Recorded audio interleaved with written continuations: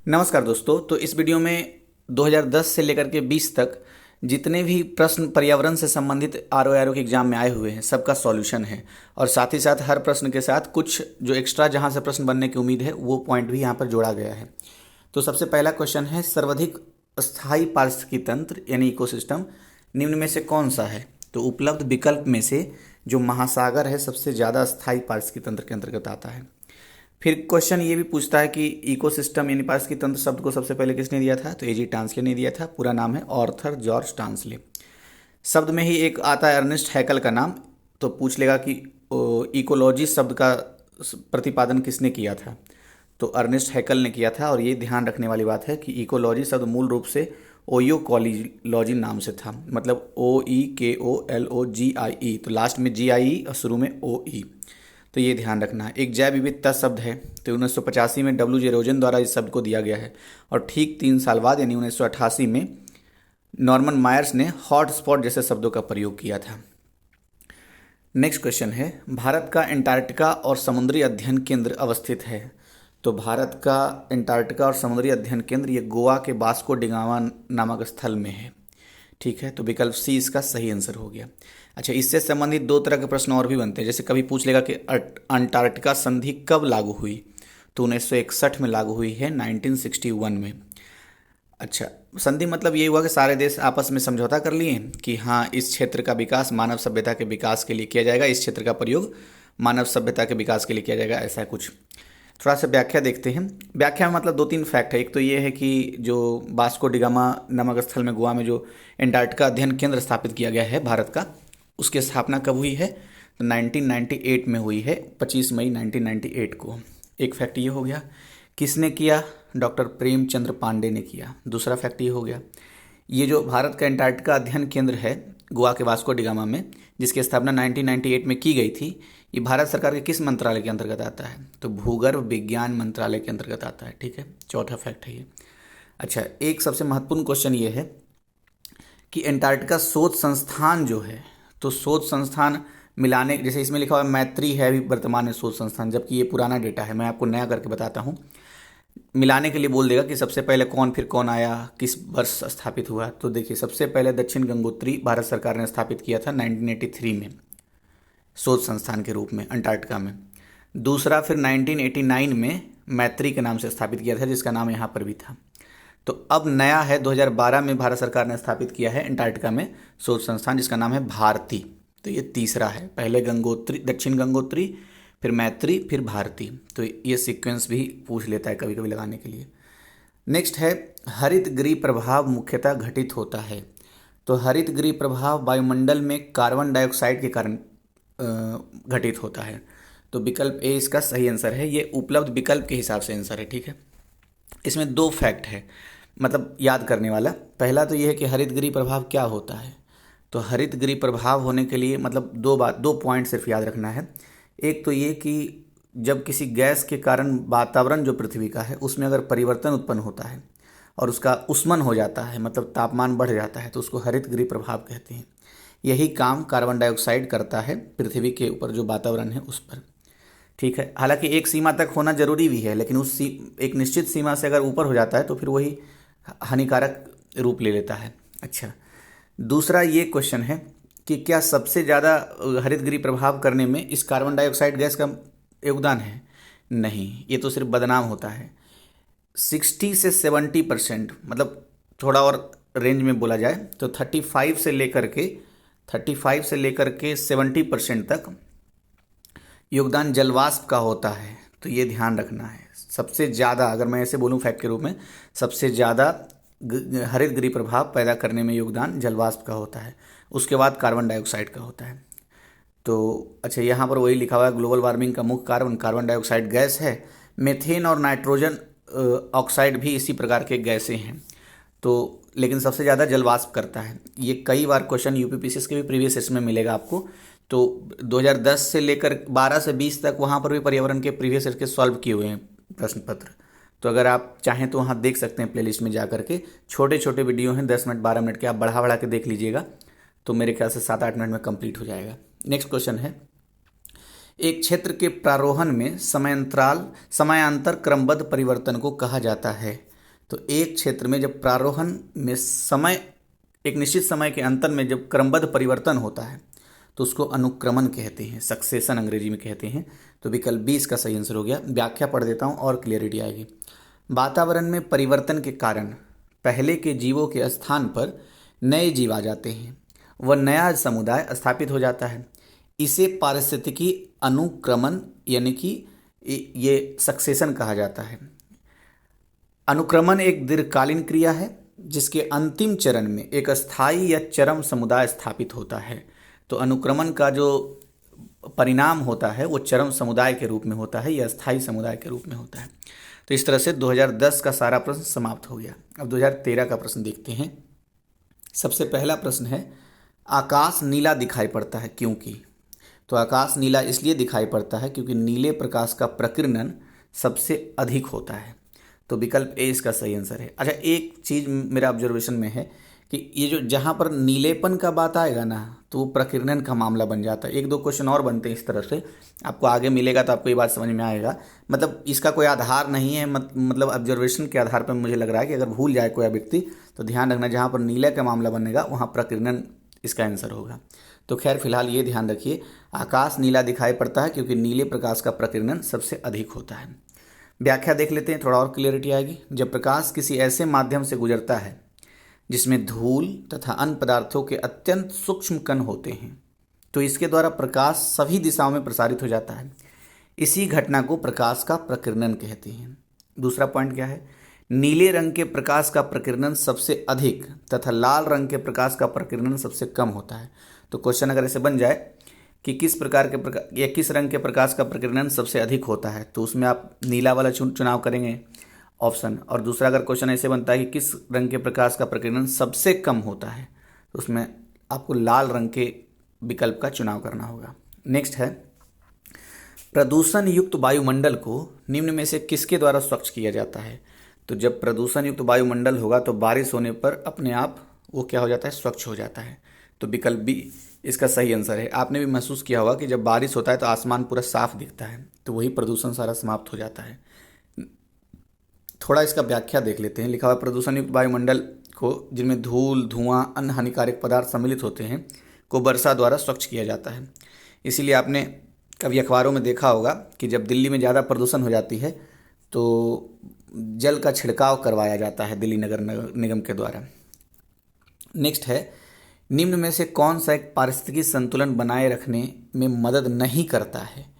तो पारिस्थितिकी संतुलन बनाए रखने में वन रोपण मदद करता है, जैव मंडल भंडार भी मदद करता है, वर्षा जल का प्रबंधन भी मदद करता है, जबकि वनों की कटाई करना ये पारिस्थितिकी संतुलन में मदद नहीं करता है। तो विकल्प ए इसका सही आंसर हो गया। ठीक है, अब पारिस्थितिकी की जब बात कर रहे हैं तो पारिस्थितिकी यानी कि इकोसिस्टम शब्द आपको याद आ रहा होगा। सबसे पहले किसने इस शब्द का प्रयोग किया? ए.जी. टांसले ने 1935 में इस शब्द का प्रयोग किया था।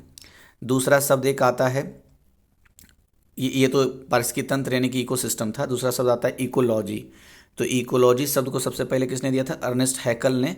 कहीं कहीं पर लिखा हुआ 1869, कहीं कहीं पर लिखा हुआ 1864, कहीं पर 89, मतलब कुछ समझ में नहीं आता कहाँ पर क्या है। तो खैर ईस्वी तो नहीं पूछेगा, बस ध्यान रखना है ये क्या कि अर्नेस्ट हैकल ने इकोलॉजी शब्द का प्रयोग किया, पहला पॉइंट। दूसरा पॉइंट इससे संबंधित ये कि ये जो अभी इकोलॉजी ऐसे देखते हैं ना लिखा हुआ ECO, ये उस समय ऐसे नहीं था। मूल रूप से ये ओइकोलॉजी है, OEKO और फिर LOGIE, तो लास्ट वाला GIE और शुरू में OE, ऐसे याद रखिए। ये भी पूछा हुआ है दरअसल कि मूल रूप में किस प्रकार से शब्द था ओइकोलॉजी। नेक्स्ट देखते हैं। अच्छा, इससे संबंधित एक दो शब्द और भी तो हमने देखे थे। एक था जैव विविधता, तो WJ रोजन ने 1985 में जैव विविधता शब्द का प्रयोग किया है और ठीक 3 साल बाद 1988 में हॉट स्पॉट शब्द का प्रयोग नॉर्मन मायर्स ने किया था। एक आता है जैव मंडल भंडार। आता क्या है देखिए यहाँ पे लिखा हुआ है। तो जैव मंडल भंडार को शब्द का प्रयोग सबसे पहले किसने किया था? तो एडवर्ड सुएस ने किया है। नेक्स्ट देखते हैं, भारत में पर्यावरण संरक्षण अधिनियम पारित हुआ। तो भारत में पर्यावरण संरक्षण अधिनियम 1986 पारित हुआ है। इसके पीछे भी एक स्टोरी है।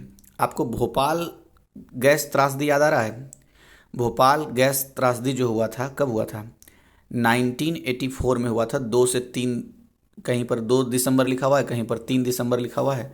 तो 2 से 3 दिसंबर के बीच में ये भोपाल गैस त्रासदी हुआ था। तो इसी से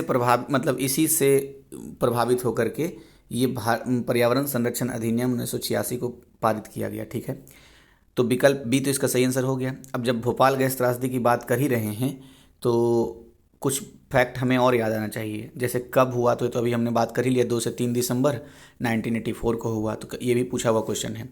कौन से गैस का रिसाव हुआ था, तो मिथाइल आइसोसाइनेट गैस का रिसाव हुआ था। ये गैस किस लिए यूज होता था, तो कीटनाशी का निर्माण होता था उस फैक्ट्री में। क्या नाम था वैसे कंपनी का, यूनियन कार्बाइड नाम था। तो ये सब सारे पॉइंट याद आने चाहिए जुड़े हुए जितने भी हैं। फिलहाल अगर इसका तारीख देखना है तो 1986 में जो पारित हुआ था पर्यावरण संरक्षण अधिनियम, तो ये भी देख लीजिए 1986 19 नवंबर को हुआ है। एक फैक्ट और याद आ रहा है, बोल ही देता हूँ। देखिए कई बार क्वेश्चन आपको आगे ये मिलेगा, चाहे यूपीपीसीएस के भी प्रीवियस इसमें मिलेगा क्वेश्चन। मतलब मैंने ये महसूस किया कि यूपीपीसीएस के प्रीवियस वाले क्वेश्चन इसमें भी मतलब मैच कर रहे हैं, आ जा रहे हैं सेम क्वेश्चन, तो इसीलिए मैं बार बार वहाँ चर्चा कर दे रहा हूँ। एक क्वेश्चन आएगा कि वन्य जीव सुरक्षा अधिनियम कब पारित हुआ है, तो 1972 उसमें ईयर आता है। ठीक है, 1972। अच्छा, तो अब ये 1986 है, तो दो चीज़ें आपको कानून वाला ईयर पता चल गया, कई बार पूछता है। अच्छा, आपको एक चीज़ याद आ रहा है, 5 जून को क्या मनाया जाता है, विश्व पर्यावरण दिवस मनाया जाता है। तो ये तो आपको याद होगा, लेकिन कब से मनाया जा रहा है, ये क्यों बता रहा हूँ, ये बताता हूँ। 1973 से मनाया जा रहा है 5 जून को विश्व पर्यावरण दिवस। ठीक है, 1973 से, फिर से बोल रहा हूँ 1973 से 1973 से। ठीक इसके एक साल पहले वन्य जीव सुरक्षा कानून आया था 1972 में। तो इस तरह से लिंक जोड़ करके आपको याद होना चाहिए। फिर भी मैं एक दो बार और बोलूँगा जब तक ये खत्म हो जाएगा तब तक, क्योंकि आएगा चर्चा आएगा तो मैं जल्दी जल्दी बोल दूंगा। नेक्स्ट है, निम्न में से कौन सा एक सामाजिक संरक्षण कार्यक्रम नहीं है, तो सामाजिक संरक्षण कार्यक्रम आम आदमी बीमा योजना भी है, राष्ट्रीय स्वास्थ्य बीमा योजना भी है, असंगठित वर्कर सामाजिक सुरक्षा अधिनियम भी है, जबकि जो विकल्प सी में है स्वर्ण जयंती शहरी रोजगार योजना, तो ये सामाजिक संरक्षण कार्यक्रम नहीं, जबकि ये रोजगार देने का कार्यक्रम है। देखते हैं क्या लिखा है व्याख्या में। स्वर्ण जयंती शहरी योजना का एक बेरोजगारी उन्मूलन कार्यक्रम है, जबकि आम आदमी बीमा योजना, राष्ट्रीय स्वास्थ्य बीमा योजना, असंगठित वर्कर सामाजिक सुरक्षा अधिनियम 2008, ये सब सारे सामाजिक संरक्षण कार्यक्रम के अंतर्गत आते हैं। तो वही बात है, रिपीटेशन है। नेक्स्ट है, निम्न में से किस एक का संबंध पर्यावरणीय सुरक्षा से नहीं है, तो पर्यावरणीय सुरक्षा से संबंधित धारणीय विकास का भी संबंध है, वातानुकूलन का भी संबंध है, कागज के थैलों के प्रयोग का भी संबंध है, जबकि गरीबी कम करना, इसका संबंध पर्यावरण सुरक्षा से संबंधित डायरेक्टली नहीं है। ठीक है, तो विकल्प बी इसका सही आंसर हो गया। अच्छा, पर्यावरणीय सुरक्षा कानून अभी एक आया था ना, पर्यावरण संरक्षण कानून, तो कब पारित हुआ है, 1986 में।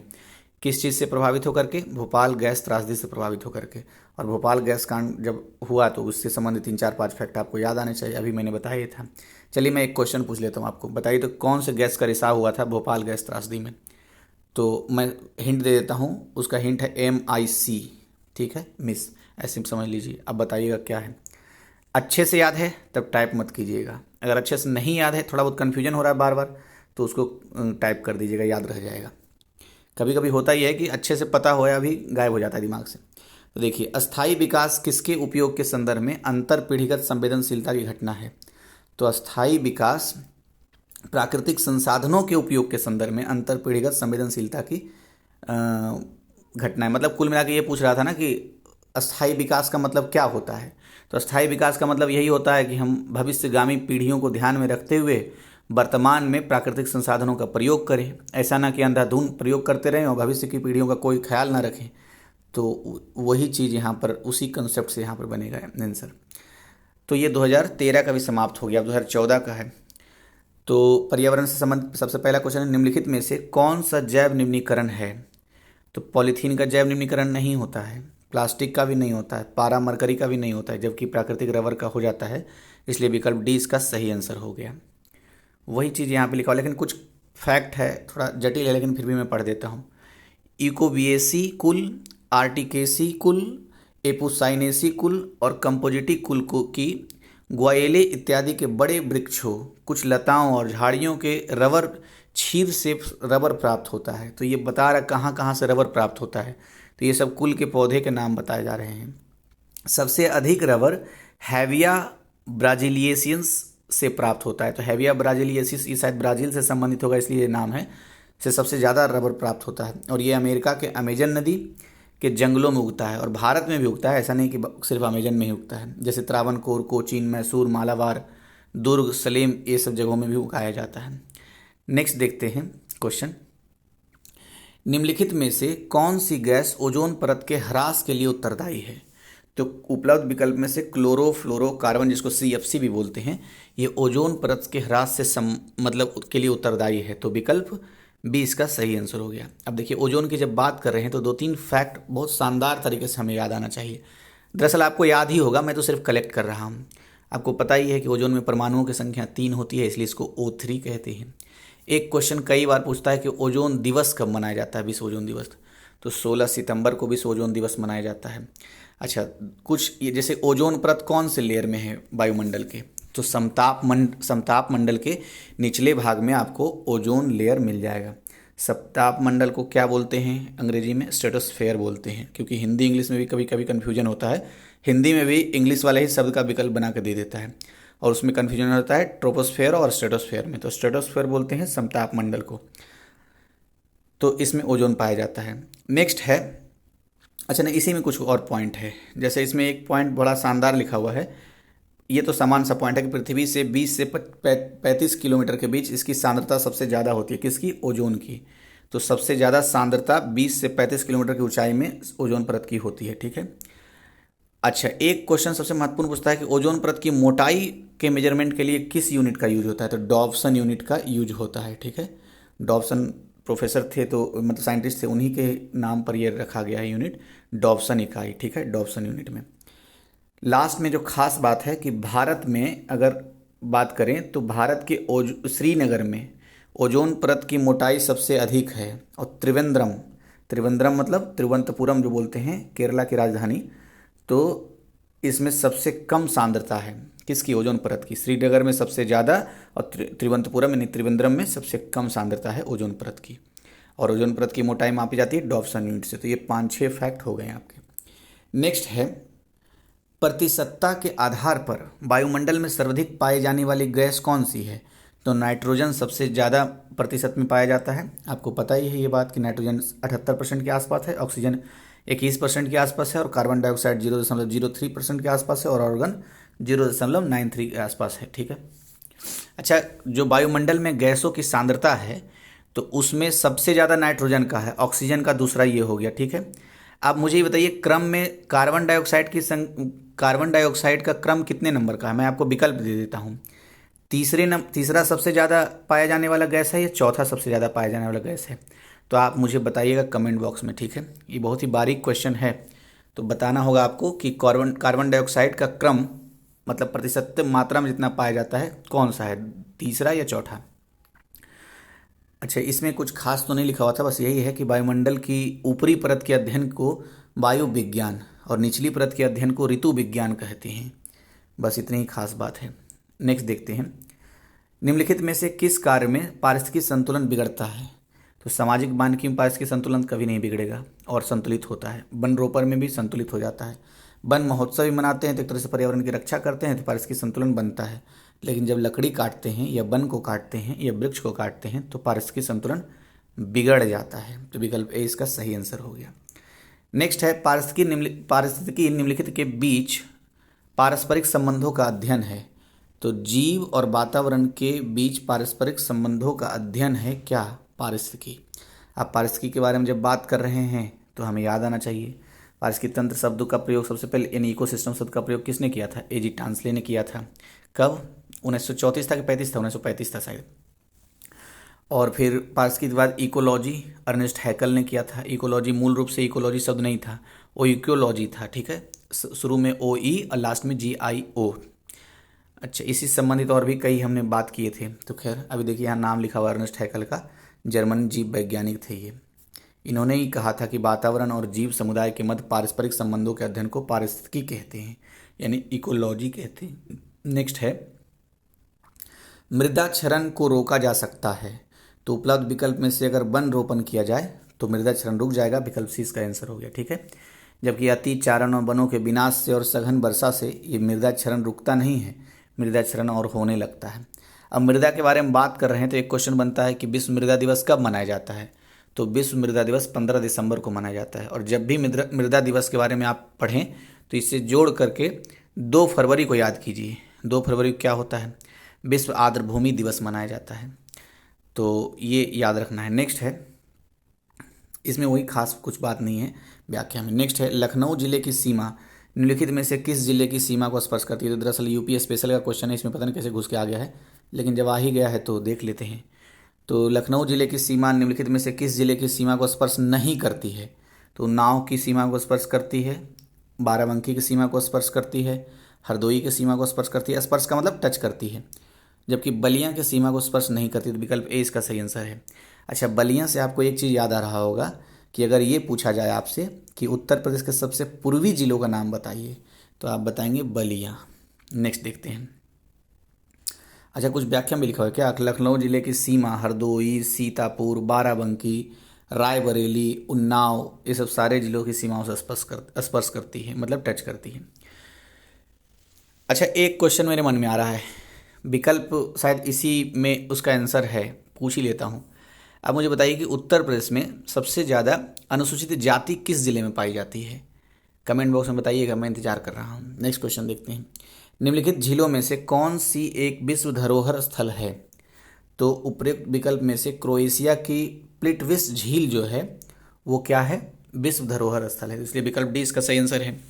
ऐसा नहीं कि ये क्वेश्चन नहीं रिपीट हो सकता, ये रिपीट हो सकता है। ऐसा क्यों मैं बोल रहा हूँ, जब 1979 की बात 2014 वाला है शायद, ये 14 में रिपीट हो सकता है, तो फिर क्यों नहीं हो सकता है 2021 में, 22 में या फिर आगे के समय में। तो इसलिए क्रोएशिया के प्लिटविस झील जो है उपलब्ध विकल्प में से विश्व धरोहर स्थल की सूची में है। अच्छा, आपको तो ये पता ही होगा कि विश्व धरोहर स्थल की मतलब कौन इसके बारे में डिसाइड करता है कि यह घोषित करता है, तो यूनेस्को करता है। ठीक है, अब यूनेस्को के बारे में बात कर रहे हैं तो यूनेस्को की स्थापना कब हुई थी, 1945 में, यानी इंडिया की आज़ादी के 2 साल पहले 1945 में ही 16 नवंबर 1945 को यूनेस्को की स्थापना हो गई है। हेड क्वार्टर के बारे में पूछा जाए तो पेरिस इसका हेड क्वार्टर है। अच्छा, ये जो विश्व धरोहर स्थल घोषित करता है तो सभी राष्ट्रों के मध्य कुछ ना कुछ संधि हुई होगी, तो कन्वेंशन हुआ होगा। तो उस कन्वेंशन को कब किया गया है, तो 1972 में ये कन्वेंशन हुआ है विश्व धरोहर से संबंधित बातों के लिए। अच्छा, एक क्वेश्चन और मेरे मन में आ रहा है, पूछ लेता हूँ। भारत में वर्तमान में कितने विश्व धरोहर हैं यूनेस्को के द्वारा घोषित किए हुए। तो देखिए, अभी वाला तो मैं बता देता हूँ, लेकिन मुझे पता नहीं कि कब कब ये वीडियो देखेंगे, क्योंकि प्रीवियस ईयर एक पूंजी होती है प्रतियोगी परीक्षा में शामिल होने वाले अभ्यर्थी के लिए। जब एक बार देख लिया जाता है तो उसको बार बार देखना होता है। जब जब जितना बार देखते उतना ज़्यादा दृष्टि बढ़ती है। तो फिलहाल अभी मैं बता देता हूँ, जब भी आप देखिएगा गूगल कर लीजिएगा, लेकिन इस साल के लिए मैं बता देता हूँ कि भारत में कुल मिलाकर के 40 क्या है, विश्व धरोहर स्थल है। ठीक है, उस 40 में से एक मिश्रित है, बचा 39, और शायद 39 में से, चलिए वो तो मुझे नहीं पता है कितना प्राकृतिक है और कितना वो स्थल है, लेकिन एक क्वेश्चन जो सबसे खास है, जो 40वां धरोहर स्थल है ना, वो है धौलावीरा घोषित हुआ है। ठीक है, 1-2 फैक्ट और जान लीजिए, क्या पता आ ही जाए क्वेश्चन ये। तो धौलावीरा कहाँ है, गुजरात में है।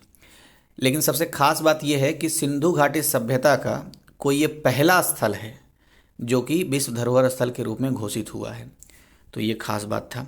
नेक्स्ट, अच्छा एक क्वेश्चन मैं पूछ देता हूँ, जो एक मिश्रित स्थल है तो वो मिश्रित स्थल कौन सा है भारत में जो विश्व धरोहर स्थल के रूप में घोषित है। और ये तो वही लिखा हुआ है, क्रोएशिया की प्लिटविस झील राष्ट्रीय पार्क को यूनेस्को द्वारा 1979 में ही विश्व धरोहर स्थल घोषित किया गया था।